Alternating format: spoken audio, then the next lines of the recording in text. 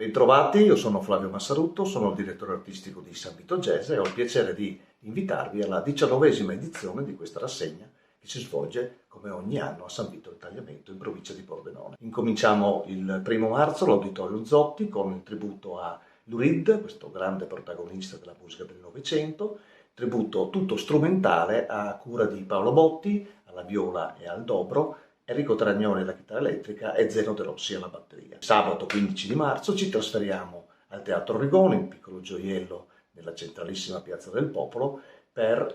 Lento Andare, un progetto a cura di Ernest Ghirardini con un quintetto tutto friulano, musica originale pubblicata in un disco appena uscito per l'arte suono di Stefano Merio. Stefano Merio che ha registrato anche il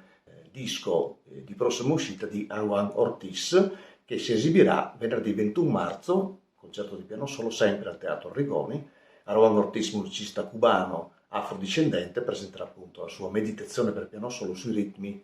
della musica afro-cubana. Ritorniamo all'Auditorium Zotti per il gran finale, il 29 di marzo, con Nada Más Fuerte, progetto di Mauro Ottolini, il secondo appuntamento che apre una finestra sulla musica latina, un po' protagonista di questa edizione di San Vito Jazz, una formazione ampia, un gruppo jazz con quartetto d'archi e la voce strepitosa di Vanessa Tagliabue York, un viaggio che ci porterà da Cuba al Messico al Perù e ad altri luoghi per una festa finale gioiosa e multicolore. Vi aspetto tutte e tutti, viva il jazz!